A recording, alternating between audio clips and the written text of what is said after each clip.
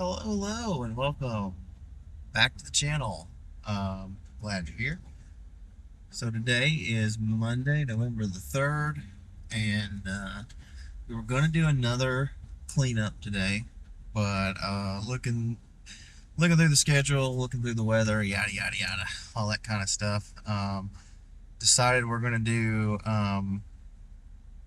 some final cuts because I still have a handful of final cuts to do. Um, so I'm gonna just work today to get done as many of those as I can, and then that'll give me Tuesday through Friday to really square away these landscapes uh, on drier days. Because today is still pretty wet, and you're probably thinking like, well, if it's wet, why would you mow the lawns? Well, it's wet. It's dry enough that I can mow the lawns and be fine. And it's a final cut, and leaves are falling. So it's a scenario where you can do it and be okay, right? Like, of course, things are not going to be like pristine perfect, but um, here's the deal: it's the final cut of the year. The goal is really just to get things as short as you can get them and tidy it up, and then wait on the leaves to fall. The issue with the landscapes I've got, one of them I have to basically tarp everything, and I need the space on the trailer to haul off the debris. Um, Beyond that, the second one, I can bag the clippings, but if the clippings are all wet, then the bagger gets clogged up. But both of these, basically, what it boils down to is uh, I need to tarp up the clippings and I need space on the trailer. Um, so basically, I need to go to them with an empty trailer or make a run, in between. But I've got to mow them both, and I've got to do their full landscape. So it's like it's a tricky situation, right? Um, so I basically got to figure that out. I still don't know exactly. I might just bring the mower and do a landfill run and come back and then mow. I don't know. I have no idea how it's going to go, but we'll just see how much it dries out. It's actually insanely cold today.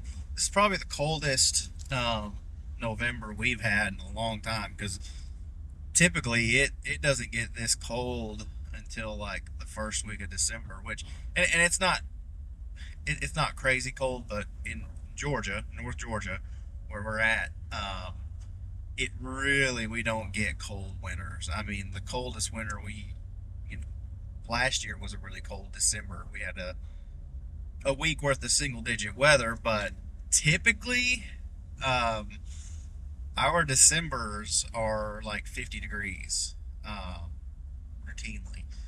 The last couple years they've been colder, but November has never been this cold. I don't think I've ever had a November where I'm like shivering. Like, the leaves haven't even fallen yet, and I'm sitting here like, oh crap, I'm gonna have to wear gloves and everything. I'm like strategizing the warmth situation, right? So yeah, it's a different kind of cold this year. Um, we're just gonna have to work with it, see what goes on. But another downside of the cold weather is that things just never dry out. So yards are going to be wet. All the little mud holes and stuff are just going to be around for the rest of the year. Got some construction here. What are y'all doing?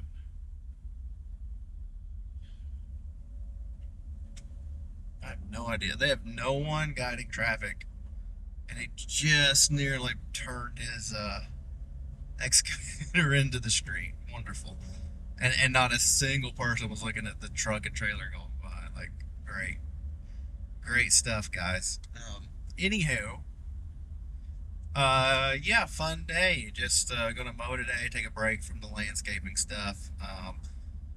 Try to get home at a decent time and get a little bit of rest going. Um, Apparently my phone is dying. That's great. That's wonderful. I'll charge that bad boy up before we get to our yard. Um, but yeah, I got a new camera. You're not on it right now. I'm still using the old GoPro 5, and the main reason is the new one just keeps overheating, and I don't know why. It kind of sucks because it's the GoPro 11. It's got the really nice footage, 5K, which I'm not using that. It's the file sizes are huge, but it still overheats, and I don't get the runtime I do out of this GoPro 5, which is annoying, because I thought I was upgrading, and now I can't do the things I want to do, right? So, basically, what I'll do is the mowing footage, since I can't get a ton of runtime, the mowing footage will be on the new GoPro, so hopefully it looks nice and pretty and all that kind of stuff. Other than that, we're going to be sitting here on the GoPro 5, chatting it up. But let's get on this first log.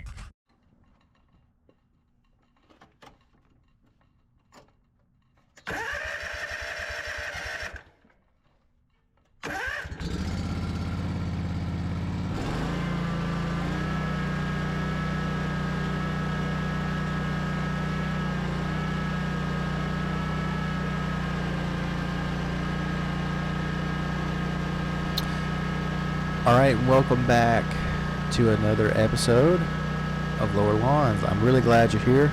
Appreciate you hanging out. Yeah, so this footage you're watching was from November the 3rd.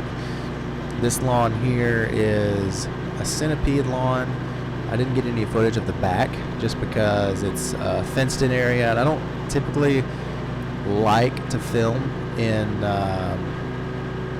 back areas like that, so we'll just see the front here. But this is a centipede lawn. It is all brown except for what's back here in the weird corner area.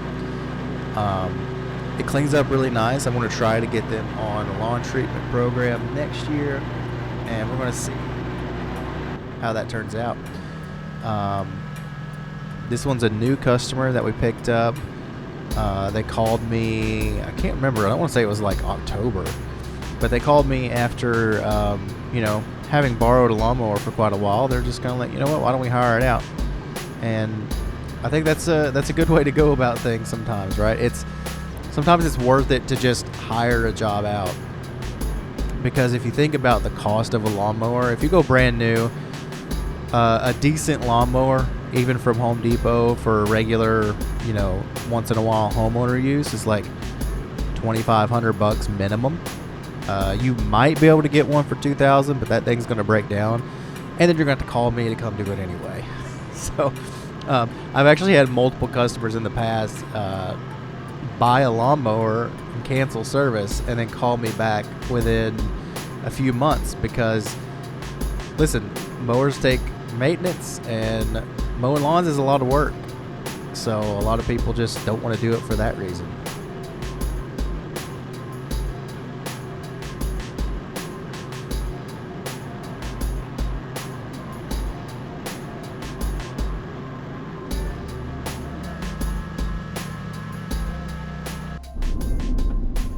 Alright, so that yard is one that I just got this year. It's a nice little yard. It's really interesting.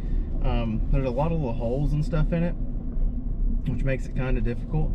That area, that entire subdivision, was forest at one point, and the funny thing about it is my in-laws actually live in that same neighborhood. They moved here from Illinois, and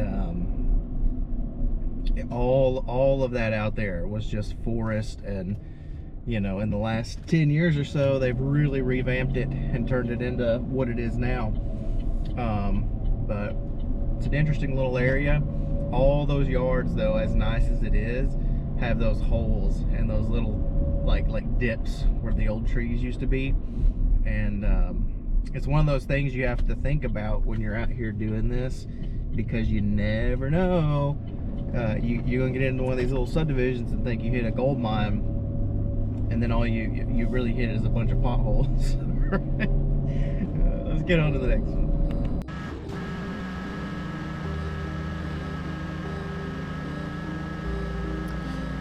Okay, so moving on to the next yard. This one was kind of a semi-leaf cleanup. I didn't do true leaf cleanup services for them, although I probably could have. After watching this video, I can only imagine after this point there was probably a lot more leaves on this property. And the thing with that I try to get across to people is that, you know, we either need to stay on top of the leaves throughout the winter, which is typically like maybe 1 or 2 visits, or if we don't stay on top of the leaves, we can do a big old expensive, you know, lump sum of money to clean it up in the spring. A shocking number of people would rather do that than pay a normal mowing visit's worth just throughout the winter, which to me, that's not how I manage my money. I totally get the concept of like, oh, he's not even doing anything, or like, oh, it doesn't look like much is happening. But I'm telling you, if you stay on your properties all winter long and you keep them maintained, then when winter months or when the spring months roll around, literally all you have to do is plop out some mulch, do your spring hedge trim at like the end of April, and you're basically mowing until the next round of hedge trimming. Customers that allow me to stay on the property all winter long are obviously the favorite, and it's literally not even the money situation, because again, I charge a lot more to do this catch-up work in the spring because you're doing 4 months worth of catch-up in the matter of 2 days. So to do that for 40 people all in March and April, like that's a lot of work. You know, and some of you maniacs have 50, 60, 70 people. It's just, it gets to a point where it's untenable. So you almost have to keep people on for the winter months. And I'm getting to a point where I'm like, if you have a yard that leaves are falling and stuff needs to be done, let me do it. You know, if you want me to be your guy and you want someone reliable and you want good pricing and you want to spend less per year, just let me do what I know works. I feel like moving forward, that's going to be my kind of answer to a lot of people is, you know, just trust me. You know, either trust me and just let me do what I know best. Because I mean, that's what I'm here for, right? Is I'm here to hopefully provide the best end result, which is a lawn that is always clean, always looks good, even during the winter months where things are, you know, maybe not the prettiest. Well, maybe yours could be. Yeah, I think that's another thing too, is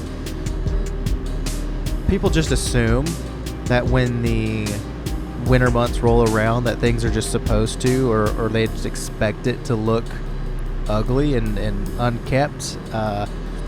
It just doesn't have to be that way.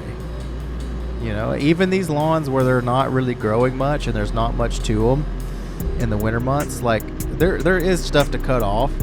There is a cleanness that is, in my opinion, worth it when you get your winter maintenance.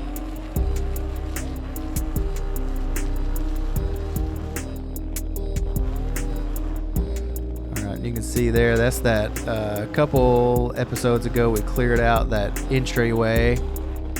If you want to see that, go back a few episodes, but we made it to where the trees wouldn't scrape on the cars and all that stuff because they were really growing out in the way.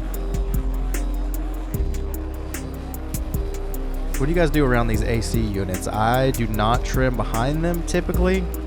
It depends on how the wires are set up, but typically what I want to do is spray out the wires. I will hand pull any big stuff that's growing, and then I'll spray it all out for most of the year. And then we've got the dreaded chain link fence. So this customer picked them up early to 2025. I can't remember exactly when, but whenever I first quoted it, it was just these two buildings, the one on the left and then the other one with the red roof. None of the sheds were there. The swing set wasn't there. The chain link fence was not there. So basically, just to recap, in the year that I've been working for them this year, they've added swing, three sheds, a lot of these cargo utility trailers, and then this whole chain link fence. So this is one of those things where, like, next year I'm going to have to go up, because when I initially quoted them, it was just a simple in and out mow. There really wasn't even any trimming to do, except for around this shed right here and the buildings. But they've added all this extra stuff. And here's how you can get your fence lines. If you listen carefully,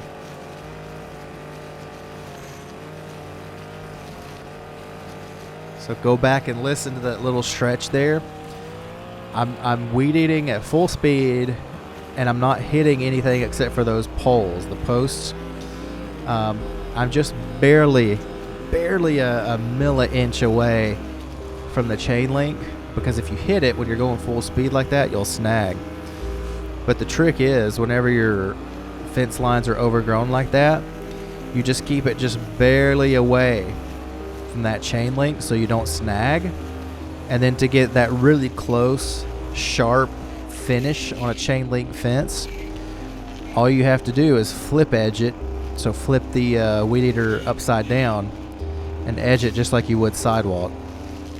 And that leaves you with really crisp, clean chain link fence weed eating. There's a lot of folks that will just kind of leave a lot of that stuff. You know, anything they can't just whack down with a trimmer, they'll leave it. But if you turn it up on its edge, you actually, the air of the weed eater will like kind of pull it away from the fence in just the perfect way for you to clip it out.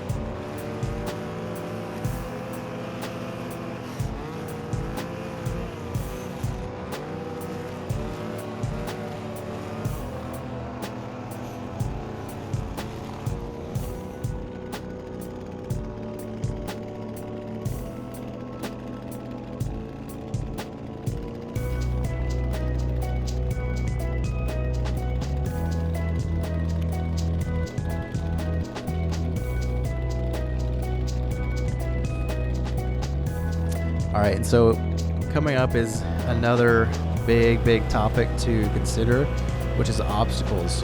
So all this stuff is out in the lawn right here. All of my customers know, and it's in their contracts, that if there are any obstacles in the lawn, we're going to leave a distance. It's not going to be trimmed around for the purpose of not damaging equipment. And you can hear here, I'm still kind of hitting some of this, but it's that metal.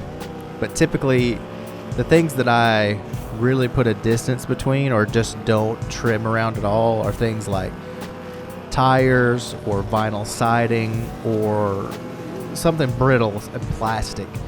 I always avoid trimming around those because I don't want to damage it. And that's all in my contracts, right? It says very specifically, any obstructions, we're not going to move it. We're not going to relocate your stuff under any circumstances. Just to avoid damages and stuff, right? Because your insurance is not going to cover you if you pick something up, scoot it over, and it falls apart, and the customer decides, even though it's been sitting out for a year or two, and it's all brittle and flimsy, if a customer decides they want you to cover it, well, your insurance isn't going to do that for you, you know, because that's not a typical damage case. So yeah, check out this fence work here. You can hear I'm going full speed. I'm not hitting the chain link. And then here in a minute, I'll do a couple little sections of flip edging so that you can hear that. But I'll be quiet.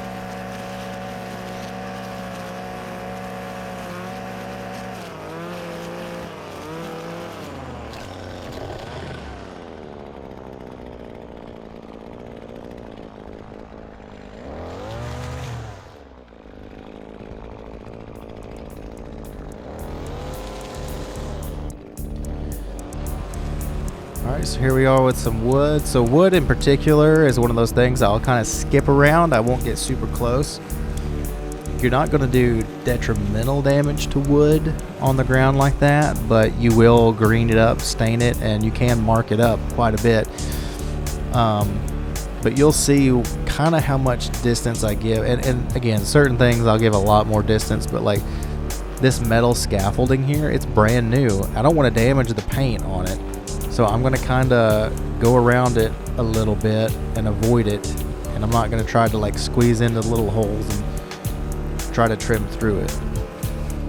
The way that I approach those situations, and it's going to sound harsh when I say this, but I trust me, it's just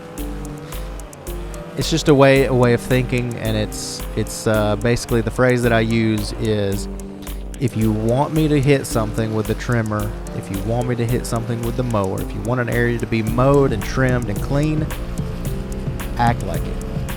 If that is your desire and you want those areas to be perfect and spotless and clean, you have to pick your stuff up.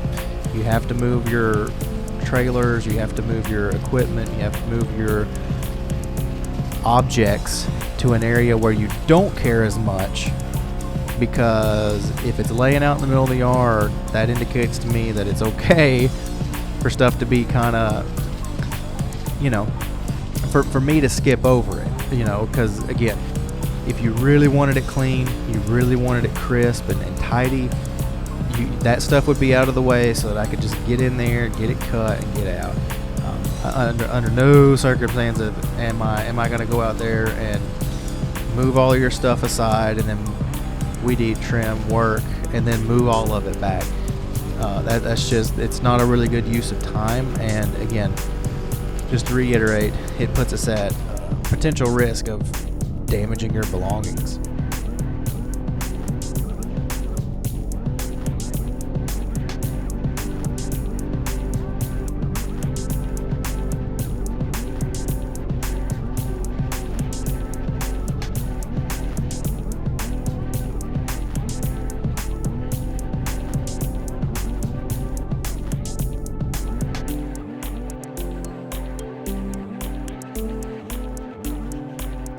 Alright, so this kind of gets into one of those OCD moments, not around these trailers here blowing leaves, but I'm going to blow off the lawn of the mulched up leaves.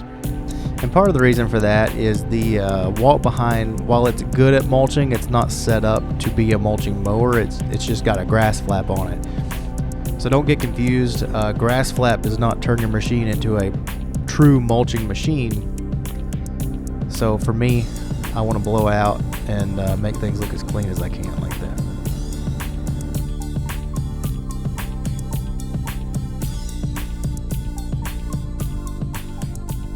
Alright, so there's that yard, and I really like that one.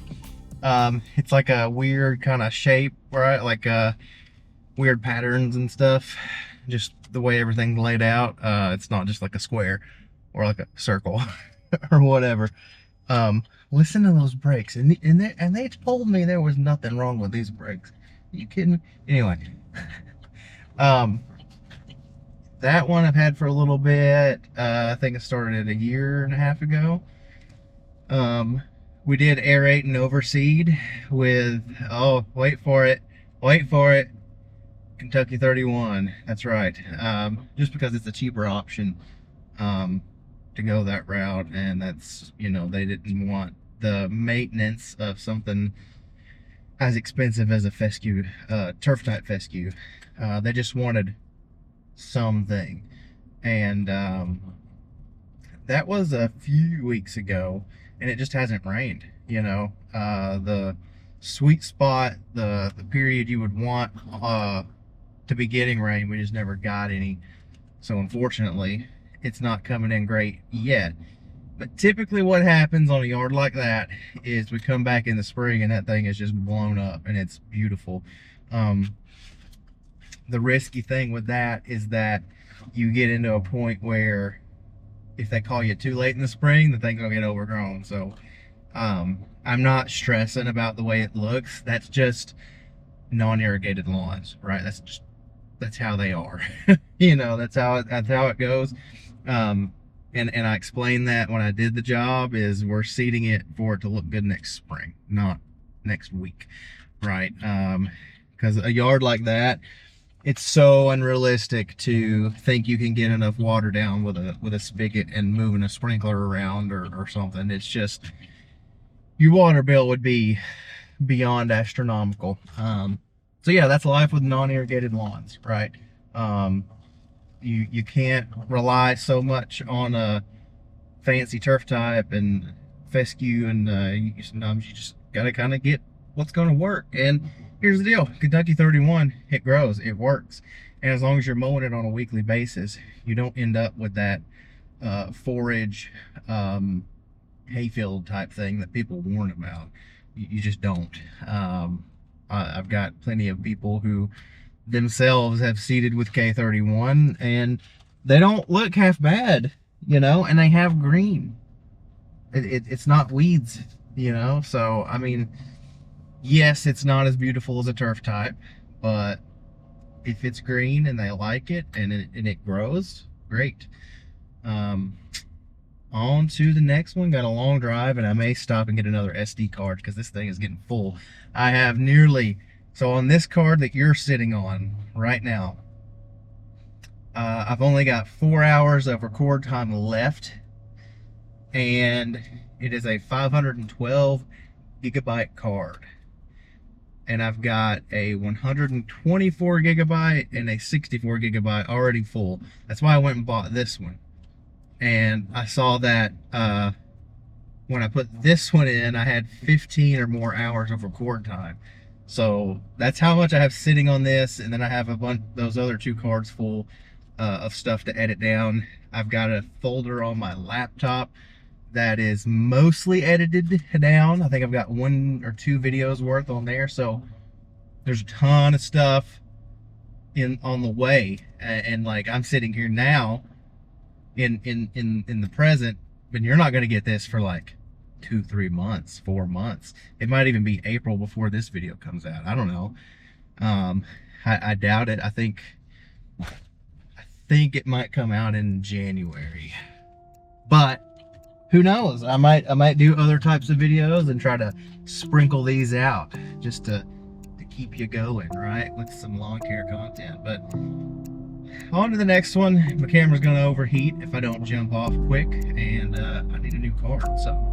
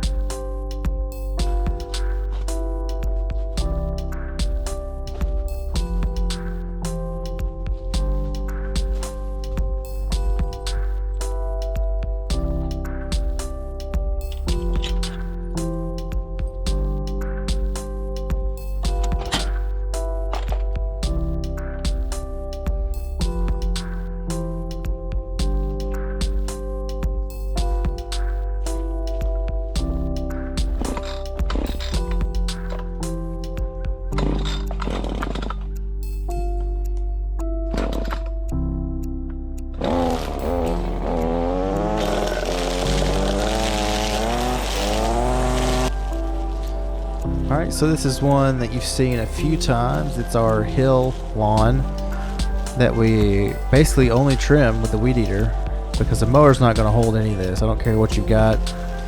Walk behind, push mower. The only mower that holds this hill is the weed eater. And now, I guess let's talk about a little bit of technique, because we've seen this one a few times, but I haven't really talked much about ways to do this. And I'm partial to the side-to-side method for one specific reason, which is the fact that each line that you go, you're getting like a 6 foot wide span of grass. I've seen people talk about take the guard off and just walk in straight lines, or you know, don't do the side to side because you wear yourself out. But like with a weed eater like the Echo 2620, it's so lightweight, it's really not an issue. And there's no way that, in my opinion, there's no way that doing this one line at a time without swinging like this is going to be efficient. It just doesn't make sense to me. And if you extrapolate that, like if it's efficient, if it's more efficient here on this property, it has to be more efficient on the smaller ones too, the smaller spaces. I couldn't for the life of me fathom taking the guard off and trying to just walk this whole thing and treating it like a push mower. I mean, I wouldn't, even if a push mower would hold this property, I probably wouldn't use a push mower on it, just because, again, this is just so much more efficient. I think to do this entire hill, it's like 5 or 6 swipes, maybe 8-ish, but it takes no time at all to do this. And because it's weed eat only, this is one of those great properties where you can just kind of charge whatever you want, because it's not fun to do and it's not easy to do. And 99.99% of guys out there see this and they think, oh, hey, I'm not doing that. Absolutely not. To me, I eat this stuff up. As long as I'm getting the price that I want out of it, this is the stuff that I could do this all day long. And I would happily do this all day long. As long as I'm getting the price I want, there ain't nothing wrong with this. And so this property, over the years, it has been neglected just for the pure, simple fact that it's on a hill and it's extremely hard to work on. And so here we are edging out the ivy. I've been working on this ivy for the last year and it looks so much better. I've kept all the leaves out of it here during leaf season. This video you're watching isn't a leaf cleanup, but I think there's a few on the way. At the very least, you can see me doing leaf cleanups here in my shorts, in the shorts page on YouTube here. But yeah, these jobs, they're not like fun, they're not the easiest, but they're definitely like hidden little gems, because this lawn is super small and it's so hard to work on. Nobody wants to touch it. So you can really charge a premium to get these cleaned up. And listen, these people want their yard to look as good as they can get it, you know, and here I am to provide.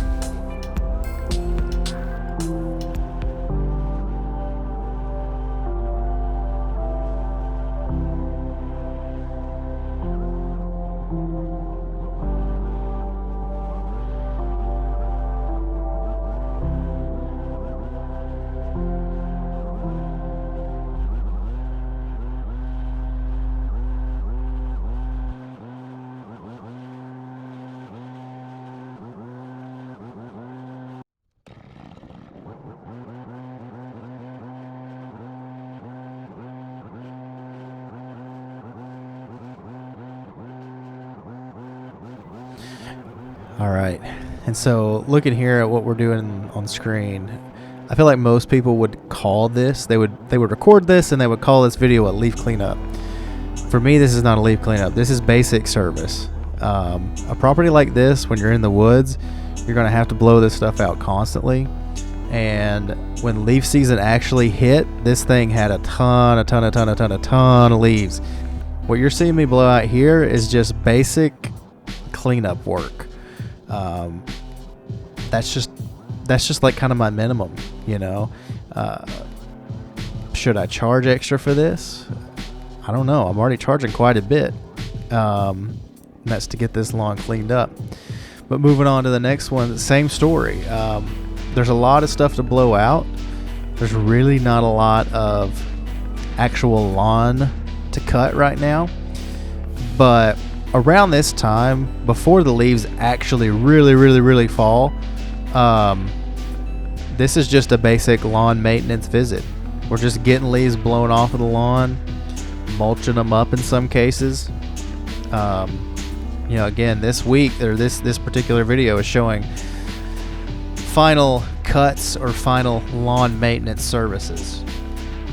In my opinion, if a lawn doesn't need to be cut but it's covered in a bunch of junk, blowing the junk off kind of falls into line with just a basic lawn maintenance situation. What you'll notice is in the upcoming video, I want to say a few videos from now, the number of leaves is like a million times worse. That's when we call them a leaf cleanup. Because this, on this particular property, we do this every single week. This amount of leaf blowing. And that's just standard, Because these particular trees just happen to drop constantly, year round. And that makes it a big task.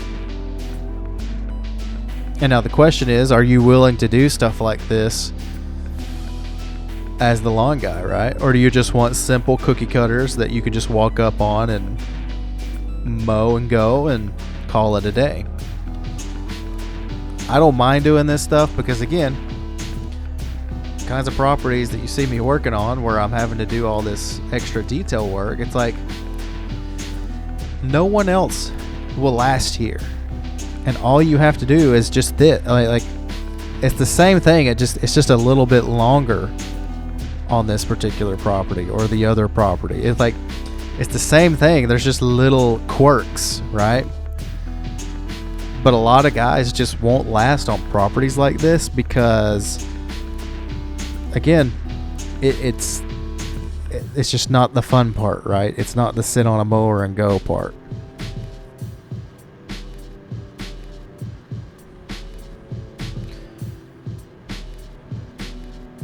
So right here you can see me kind of trying to shimmy the wall behind in here. I think about this point I was kind of like, do I really need to be doing this? I could have just blown it all out. And really, this cleanup, I probably should have just blown everything all out. But here's this zoysia patch. I may have mentioned it in past videos, but we put this in March of 2025. This video you're watching, the footage is from November 3rd, and you can see that zoysia is still green. We're definitely going to put zoysia in our backyard this year. I'm going to be building a fence, building a new workshop / pole barn thing. Really upscaling our personal backyard, because here's the deal. I'm always out working. I never get to do anything for me. So we're going to change that this year. I'm going to get a really nice workshop. I may even get a cheap shed, turn into a home office, just so I can free up an entire room in the house without spending 20-30 grand for an add-on. So maybe we'll have a video of a shed conversion, a shed to office conversion. I don't know. But one thing I do know for certain is we're getting this zoysia next year. I mean, look at this. To be at November 3rd and have a warm season turf looking that good, man, you cannot beat zoysia.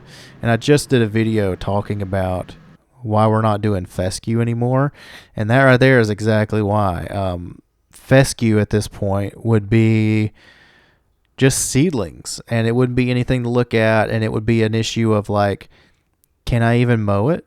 Or is it going to smush the seedlings or damage the growth? It's like you really have to tiptoe with fescue, which we used to grow here. You can actually go back on this channel and see see years where we had really nice stands of fescue. And without fail, because of our super hot, dry, droughty summers, that fescue always dies. And it just sucks. And it's so disheartening because you think, time and time again, you think, oh yeah, this is it, this is the one, we've got it, and things are going perfect, things are going great, you're so on top of your treatment regimen, and then something just happens, and one day you get there and it's brown and patchy, and it's like, what in the world happened? And 9 times out of 10, it is just flat out, it's too hot. You know, Fescue doesn't like the heat.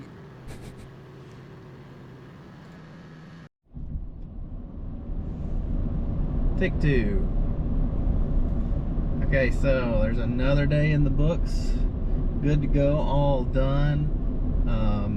I'm really glad, really glad that I did mowing today instead of doing that cleanup that I was originally going to do, because it felt like a normal day, and I feel like I needed a breather from the landscape cleanups. Last week was just rough because it was supposed to be my final big week of work, and it's gonna bleed over into probably this weekend, unfortunately. So yeah, that sucks. I don't like it, but it is what it is. And I do feel more normal now that I've got a lot of these mows done, though, because it's just one less thing, you know.